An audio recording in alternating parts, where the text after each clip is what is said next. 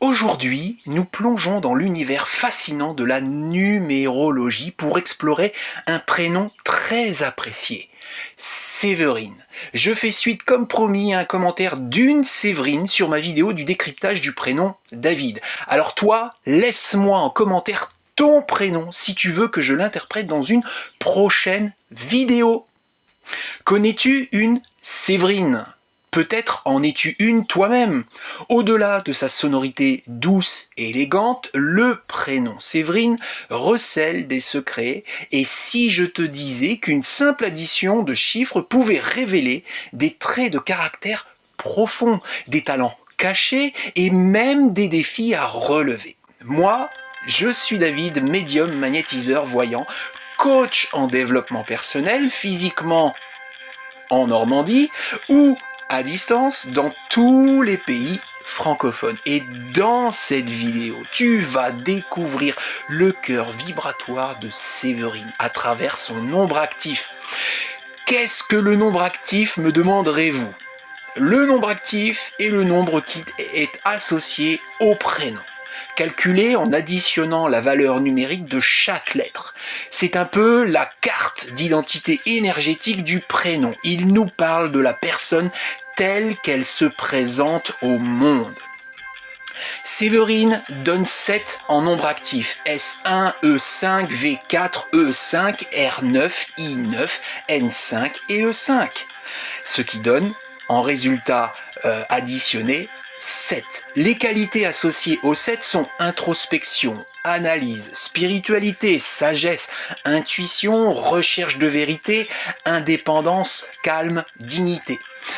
Mais aussi tendance à l'isolement, au scepticisme, au perfectionnisme excessif, difficulté à exprimer ses émotions. Les carrières idéales de Séverine peuvent être chercheuse, thérapeute, artiste, spécialiste, rôle de guide ou penseuse, développement de l'intuition. Si tu connais une Séverine ou si tu es une Séverine, n'hésite pas à me dire en commentaire si cette description correspond à la personne que tu connais ou que tu es. Pour une Séverine, comprendre et utiliser son nombre actif, 7, est une véritable clé de développement personnel. Ce n'est pas une fatalité, mais plutôt une carte routière de ses forces intérieures et de ses défis potentiels. Voici comment une Séverine peut s'appuyer sur cette énergie pour mieux se connaître et s'épanouir en 3 points. Le premier point, c'est embrasser l'introspection et la quête de sens. Le 7 est le nombre de la réflexion, de l'analyse et de la spiritualité. En prenant du temps pour soi, une Séverine devrait s'accorder des moments réguliers de solitude et de calme. Ce n'est pas de l'isolement, mais une nécessité pour recharger ses batteries et traiter ses pensées. Méditation, journal intime, longues promenades en nature sont autant de pratiques bénéfiques.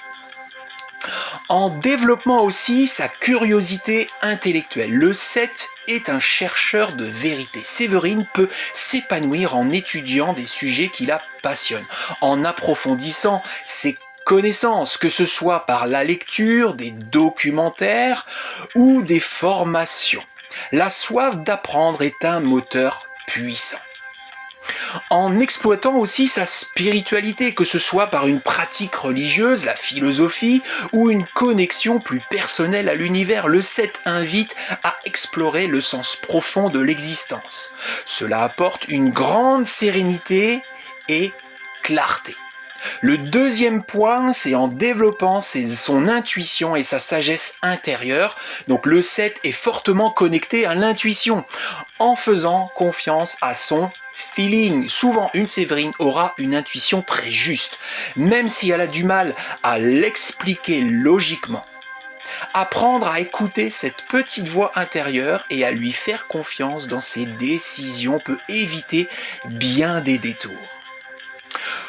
Aussi en observant et analysant sans juger. Grâce à son esprit analytique, Séverine a une capacité innée à observer les situations et les personnes avec perspicacité. Utiliser cette compétence pour mieux comprendre le monde qui l'entoure sans tomber dans le jugement l'aidera à développer sa sagesse.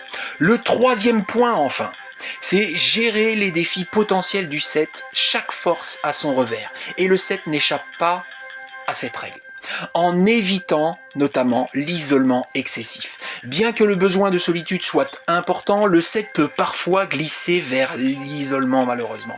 Il est crucial pour Séverine de maintenir des liens sociaux, même si ce n'est qu'avec un cercle restreint de personnes de confiance qui partagent ses intérêts.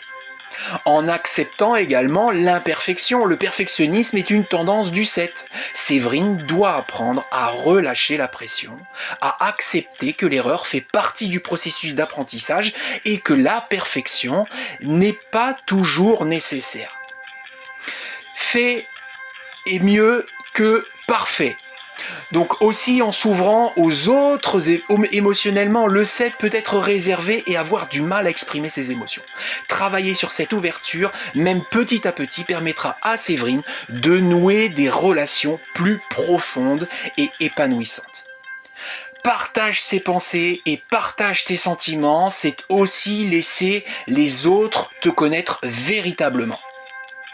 En transformant le scepticisme en discernement, le 7 a un esprit critique aiguisé. C'est une force, mais cela peut aussi mener au cynisme. Séverine peut utiliser ce scepticisme pour analyser les informations et les situations avec discernement, plutôt que de rejeter d'emblée ce qui ne lui semble pas logique.